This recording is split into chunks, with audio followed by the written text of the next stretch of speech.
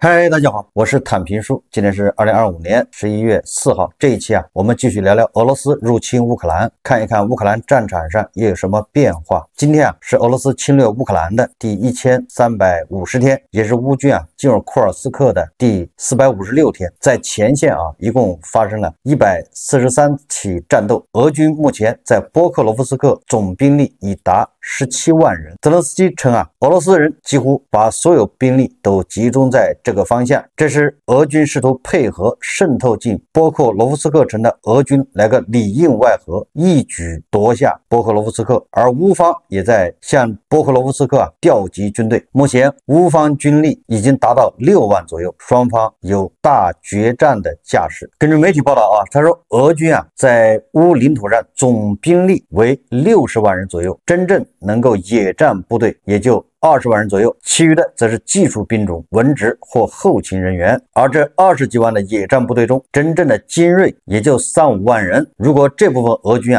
主力被消灭，俄军也就丧失了战斗力。乌军的总司令谢尔斯基重申波克罗夫斯克与米尔诺格勒任由乌军控制，尚未被完全包围或封锁，并已向当地增派特种部队，以清剿渗入敌军，稳住阵地。后勤保障工作仍在紧张进行。与此同时开源情报与现场报道显示，战斗极为惨烈，俄军在城内外取得的局部推进，并对乌军的补给线造成复杂的影响。城镇控制范围仍处于高度争议与动态变化之中，也就是双方争来夺去的。根据乌克兰第7突击部队的通报在波克罗夫斯克的清剿行动正在积极展开。近日乌军已获得增援，正将俄军驱逐出该市北部区域，并成功阻止俄方切断波克罗夫斯克至罗甸斯克公路企图。11月2日，共有19名俄军被歼灭。邻近的米尔诺格勒市局势仍然紧张，但处于乌军可控状态。一支位于东南郊区的俄军小分队正在被肃清。这是乌军的第7突击部队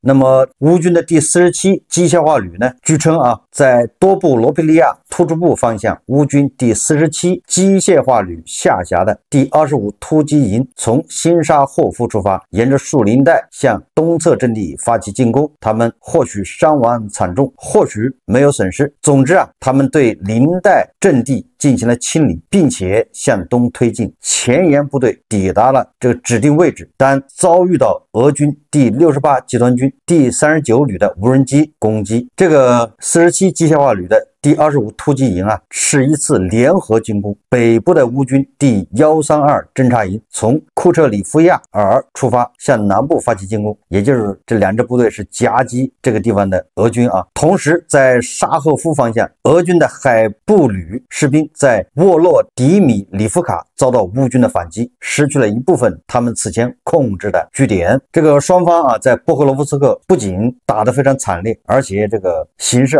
也是气氛是越来越紧张。你比如说这个由于这个俄军在波克罗夫斯克方向进展不利，俄军总参谋长格拉西莫夫亲自下令解除俄军在多布罗皮利亚方向的指挥官，叫谢尔盖米尔恰科夫中将。主要原因是第51集团军在多布罗皮利亚发动的2025年秋季攻势失败的背景下，乌克兰武装部队成功反击并分割了俄军的多布罗皮利亚突出部，导致俄方在该方向遭受重大损失。这个格拉西莫夫还解除了第132旅旅长奈莫申少将。这个如果真的有5000或者1万乌军被俄军包围，如果俄军真的在波克罗夫斯克就是多布罗皮利亚这方向掌握了主动权掌握了巨大的优势，打得好的话，怎么可能还连撤2位将军呢？从另外一方面说明这个普京给格拉西莫夫下的任务恐怕是个死命令11月15号之前必须要拿下波克罗夫斯克。格拉西莫夫终于要为他吹的牛买单。这是波克罗夫斯克那么在苏梅州呢，俄罗斯军队继续在苏梅州北部发动进攻，但并未取得任何实质性进展，遭受了一定的损失。说11月1号到2号，苏梅方向战斗仍在继续，包括安德利夫卡和瓦拉奇尼附近的苏梅市北部。根据报道啊，一位隶属于俄罗斯北方部队的俄罗斯军事博主声称，乌克兰军队几乎包围了突进到别兹萨利夫卡的俄罗斯军队。该军事博主声称啊，俄罗斯第1摩托化步兵团据报道在俄罗斯北方部队的作战控制下，第1摩托化步兵营，该营一次攻击中遭受了重大伤亡。该军事博主声称啊，目前俄罗斯和朝鲜军队仍主要在库尔斯克州，就是苏梅市的西北部啊，特特基诺附近进行排雷行动，并回收阵亡士兵的尸体。11月2号，苏梅州前线，乌军成功将俄军逐出科斯蒂安蒂尼夫卡镇中心，进一步将其击退到俄罗斯境内。卢甘斯克前线，昨天俄占领地区突发大规模火灾，当地的发电厂遭到了摧毁性打击，此举导致整个的前线地区啊陷入了停电状态。这是在苏梅州啊，俄军啊没有占到任何便宜。那么在扎波罗热方向，俄军同样是损失惨重啊。11月3号，最重大的消息来自于扎波罗热方向，俄罗斯正在该地区加强攻势，发动一系列机械化突击，目标是向北推进至奥里西夫，这样以将扎波罗热城区纳入俄军火炮射程之内。那么俄军啊派出这个装甲部队啊，但是很遗憾啊，它深入的是乌克兰的雷区和无人机的掩护区域，也就是死亡地带。也就是俄军不停的在这个方向投入重兵力啊，装甲部队轮番进攻。仅第1亚速军一周内就报告了1226名俄军伤亡，23辆装甲车被摧毁，130辆其他车辆损失，以及39套火炮系统被摧毁。同样啊，营救行动也彻底失败。无人机拍摄的画面显示，俄军士兵被困在他们为了寻求掩护而进入的反坦克壕沟中，现在却成了乌军无人机空中火靶子，并且部署在最近解放的树林中的乌军狙击手继续瞄准任何移动目标。而俄罗斯啊这些现场指挥官啊向高级指挥部隐瞒战场损失，等到莫斯科意识到损失规模时，乌克兰军队已经做好了防御准备，使得每一次救援尝试都变成了更大的灾难性损失。同样啊，在克里米亚，乌军啊也没闲着啊，乌军用自杀式无人机袭击了克里米亚海岸附近的俄罗斯叫西瓦什钻井平台。这个西瓦什钻井平台上部署了啊俄军的前置 S400雷达。根据这个视频显示啊，该套雷达已经被完全摧毁。据说啊，在这儿还有一个俄罗斯的 S400凯旋防空营指挥部也遭到了乌军无人机的打击啊。这个战火啊不仅在乌克兰境内，在乌东前线，在赫尔松前线啊燃起啊，这个战火已经越来越烧向俄罗斯的本土。而这一切啊仅仅是乌克兰反击的序幕，这一切仅仅是开始。俄乌冲突啊已经进入新阶段，乌克兰的军事行动已突破防线纵深，持续对俄境内军事目标、能源设施以及后勤节点实施精准打击。就当前战局表明啊，乌克兰正通过不对称作战将战争压力反向传导至俄罗斯。这场原本被克里姆林宫定义为特别军事行动的冲突正在重构欧洲的安全格局。俄罗斯的局势啊骤然紧张，机场关闭，变电站起火，克里米亚半岛震动，无人机四处飞舞，小摩托的声音大家应该有所耳闻。而这个无人机啊在天空中慢速飞行啊，就是小摩托那种声音。俄罗斯人已经对这个声音啊变得越来越熟悉。这些乌克兰的无人机啊就从他们头顶啊飞过，非常慢。乌克兰的军事行动使普京经历了一个难忘的周末。图阿普谢油港陷入火海，索契海滩设施遭袭，多名将领被解职。莫斯科所谓的后方现已沦为战争最前线。而乌克兰的总统泽连斯基啊则向媒体宣布，制裁版图正在扩大，我们的导弹正在展现威力，也就是乌克兰的这个海王星 Plus 啊，还有乌克兰的什么火烈鸟等等啊，导弹都在往俄罗斯本土招呼啊。克里米亚弹药库被毁，库尔斯克与利佩茨克电网瘫痪，别尔格莱德一片黑暗，阿尔切夫斯克与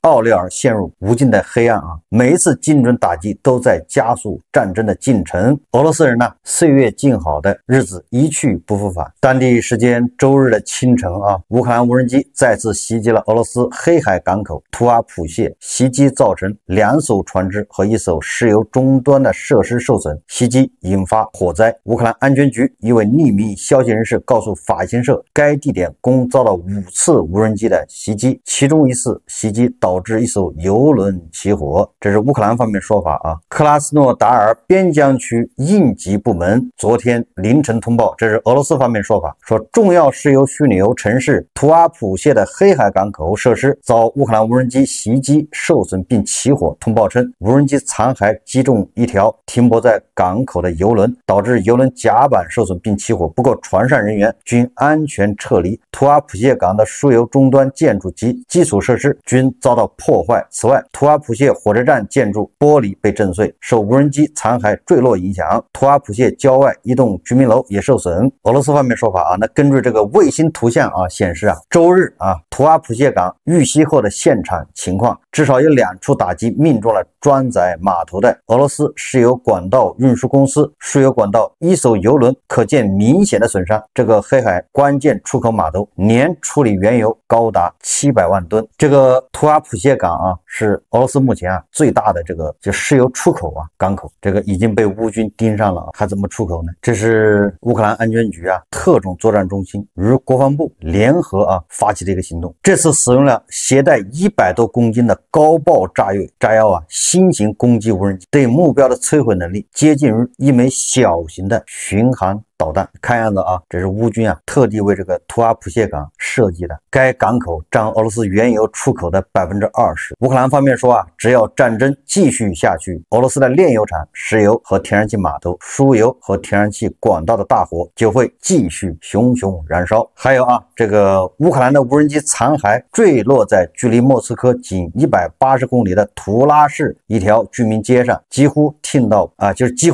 到普京都能听见小摩托的嗡嗡声。就是乌克兰的无人机已经飞到了莫斯科家门口，说当地有50户居民被紧急疏散，拆弹小组四处忙碌，而官员却轻描淡写地称之为活动，仿佛那不是战区，而是瑜伽课的现场。俄乌的前线已经不在边境，而是划到了克里姆林宫郊区的大门边。不知道当时普京发动侵略乌克兰的战争的时候，俄罗斯人尤其是俄罗斯的这个莫斯科和圣彼得堡这些地区的高贵的人，俄罗斯的精英们有没有想到会有这一天？关键这种场景会越来越频繁，而且会越来越严峻。现在一切只是开胃菜。乌军再次打击了萨拉托夫炼油厂，这个萨拉托夫炼油厂也是隔三差五的就炸一次，还有修的必要吗？这不前面刚修好，后面乌军又来了，又炸一回。这个萨拉托夫炼油厂和俄罗斯的一些后勤设施遭到打击。这个萨拉托夫炼油厂加工量是480万吨，卢甘斯克的后勤设施也遭到破坏，特别是叫罗兹基什内定居点的材料和技术设备仓库，以及叫多夫詹斯克燃料和润滑油移动仓库遭到打击。昨天是乌克兰的叫工程兵日，泽连斯基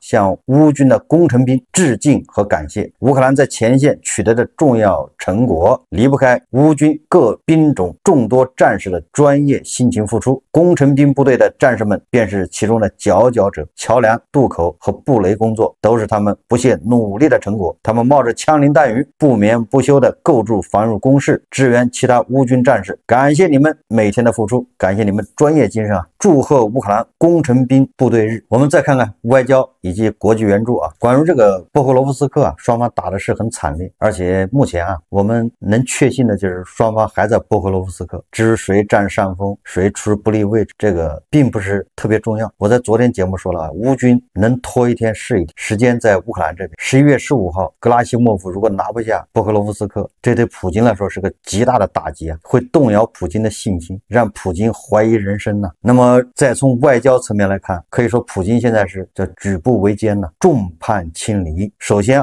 这个小兄弟塞尔维亚的总统武西奇又搞事了这是今日俄罗斯报道的他说近日塞尔维亚总统武西奇表示，已准备好将塞尔维亚现有的弹药无条件出售给欧盟国家。然后说专门还说了，说即使这些弹药可能会被用于乌克兰冲突。这个是武西奇在接受德国杂志专访时发表的言论。论。武西奇说啊，他说我们这个弹药库里的弹药太多了，都堆不下了，而且我们的工厂还在生产，工厂如果一停产，那工人就没工作，老百姓没饭吃，所以他工厂还不停的在生产，然后仓库的已经堆不下了。他说尤其是迫击炮弹，他说我们的弹药产量超过了法国。他说虽然我不想被视为不断向交战各方提供弹药的人，他说但是啊，欧洲确实需要弹药。他说因此我已向我们在欧盟的朋友们提议，可以与我们签订采购协议，购买我们的所有的弹药，这将是我们为欧洲安全做出了巨大贡献。你这武西奇就叛变了，浓眉大眼的，对吧？长那么大高个啊，说叛变就叛变，让老大哥普京情何以堪呢？他这不就是叛变了吗？他说为欧洲的安全做出贡献，啥意思？现在谁威胁欧洲安全？不就是俄罗斯吗？完了，武西奇说要为欧洲安全做出贡献，完了还说了啊，我把这弹药卖给欧盟，你们爱给谁给谁。在被记者问及这些弹药可能会被运入乌克兰战场时，武西奇回应道，买家可以随意处置，我们只需要一份长期合同，以便进行规划。意思就是说，你如果要的多的话，我可以帮你多生产一点，我还可以开足马力。你说这叫什么事啊？合着塞尔维亚就变成乌克兰的这个大后方了呗？他说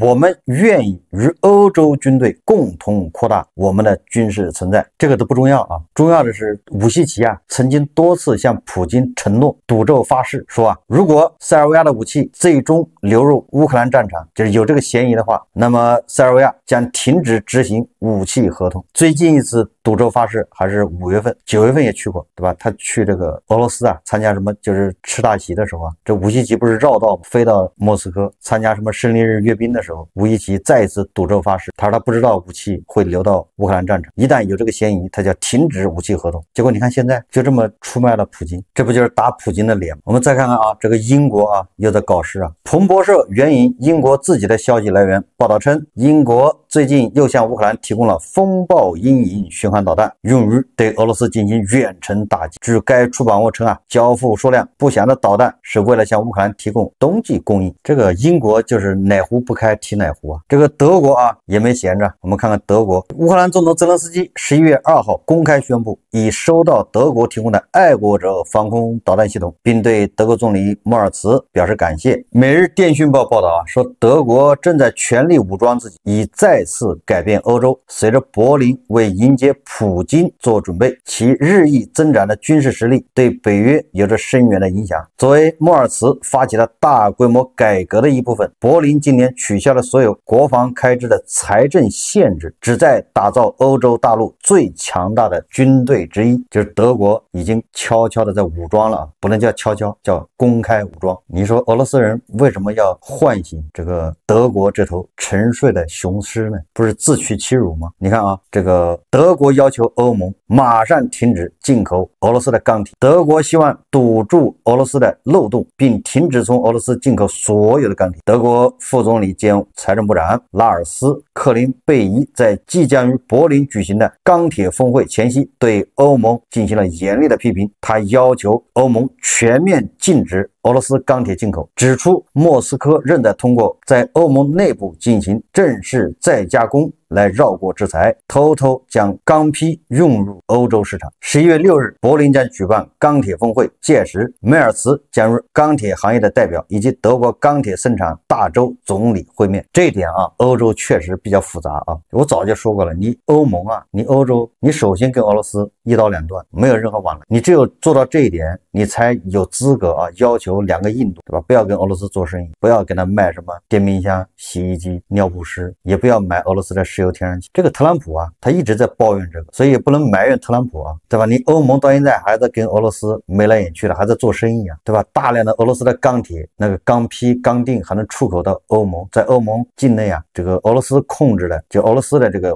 外企啊控制的企业，再加工一次之后，它就可以在欧盟啊畅销无阻。战已经打了将近4年了，我觉得欧盟啊应该啊逐渐的要彻底的掐断跟俄罗斯的联系。只要欧盟不跟俄罗斯做生意，俄罗斯干什么都非常困难，对吧？他只能跟大国或者印度做点生意。那你说那个运输成本太高啊，他跟大国做生意啊，别看大国跟他接壤，因为他的主要市场在莫斯科和圣彼得堡，就是欧洲部分。那这些地方离大国1万多公里，走海路吧绕，走陆路吧那靠火车能拉多少？那成本更高了。这个意大利的海军上将叫德拉格内，他说啊，北约将与乌克兰站在一起，直到我们能够让他们坐下来，共同实现持久和平的那一天。这个德拉格内海军上将表示从作战角度来看，他认为战争陷入了僵局，现在差不多该坐下来谈谈了，因为这是在浪费生命。陷入僵局那才是欧洲对吧所期望达到的，也就是现在进入叫战略相持阶段嘛，那不就是僵局吗？根据立陶宛电视台报道，立陶宛与俄罗斯正就延长加里宁格勒天然气过境协议进行谈判。立陶宛天然气输送公司与俄罗斯天然气工业股份公司可能达成缩短合同期限及提高服务费的协议。现行为期10年的协议将于今年12月到期。立陶宛方面表示，所有决定都将与欧盟协调后做出。你说立陶宛还有什么必要跟俄罗斯续约呢？这个管道天然气从这个立陶宛过境，我觉得立陶宛就直接就不续约就完了，要么就天天修管道，对吧？一修就修1个月或者修半年，就是修不好，实在不行就是让乌克兰人对吧，偷偷过去把它炸了。只要那个天然气它一断，加里宁格勒就要乱，或者这样子对吧？你让俄罗斯自己拿这个铁路运嘛，它那铁路也是经过立陶宛，好像从俄罗斯到白俄罗斯，白俄罗斯到立陶宛，然后这样进入加里宁格勒，你让他拿火车运，这就是我刚才说的这欧盟这个国家一边喊着对吧要打败这个俄罗斯，一边也在跟俄罗斯做生意。根据这个路透社报道在美国、欧盟和英国实施新的制裁后，土耳其主要炼油厂已开始转向使用非俄罗斯石油。土耳其最大的炼油厂之一阿塞拜疆国家石油公司旗下的叫土耳其爱琴海炼油厂，最近从伊拉克、哈萨克斯坦和其他供应商购买4船原油，这个了不得了咱们老说2个印度是俄罗斯这个原油买家最大的买家，这个土耳其可是俄罗斯石油的第3大买家，这个老三已经彻底叛变了。我记得我在以前节目说过这英国人早早的就跑到伊拉克北部签了一个石油开采协议而且他计划是通过管道，还要通过这个叙利亚送到这个土耳其，还送到这个叫什么地中海港口。大家也知道一旦这个石油市场对吧重新分配，一旦这个土耳其用习惯了这个伊拉克的石油，俄罗斯的石油再打进去就很难。美国和日本要在阿拉斯加对吧开采石油，这实际上都是在抢这个俄罗斯的客户其实日本也是俄罗斯客户所以说即便将来俄乌双方停火，那对俄罗斯来说都不是什么好事因为市场被人抢完了。你看这个米舒斯金又跑哪儿去了？米舒斯金的颠的跑到大国来，就是忽悠让大国都买点，多买点粮食、大豆什么的，对吧？你跟那个美帝买那么多大豆干啥？咱这也有大豆，能不能多买点？不就这意思吗？对吧？咱这还有石油、天然气，能不能多买点？咱这还有好多好东西，来了是来推销的这个特朗普好像又变卦了。美国总统特朗普称在乌克兰问题解决进程的速度问题上，他的耐心还没有见底，不会耗尽。特朗普对记者说没有见底，有时候得让他们打一打，让他们把情绪发泄出来。美国总统对于他认为俄罗斯领导层疑似不愿意寻求解决之后，什么可能是他的底的问题，做出了上述回答。特朗普此前声称取消了原定在布达佩斯与普京的会晤，普京则表示会晤只是延期。这个前2天美国国防部对吧不已经做出声明了吗？美国的战斧导弹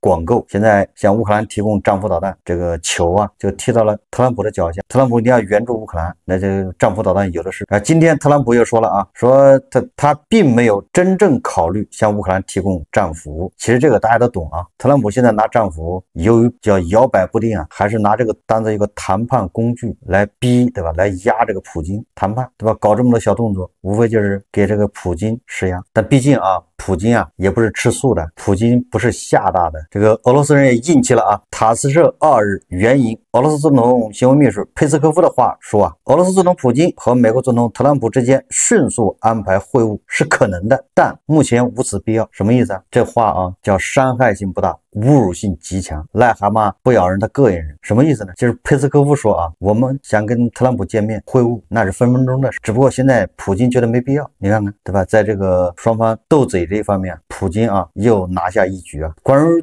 这一点普京是胜券在握普京很有底气对吧？普京只要拿起他的电话给特朗普打个电话，特朗普马上屁颠屁颠的要改变主意。就是这个俗话说得好就是千不怕万不怕，就怕普京打电话。所以俄罗罗斯人说这个话呀，那还是有底气的啊，想跟特朗普见面就见面，只是现在没这必要。好，这期节目咱们就聊到这里，感谢大家收看。如果喜欢我的节目，欢迎订阅转发，也可以在下方留言评论，谢谢大家。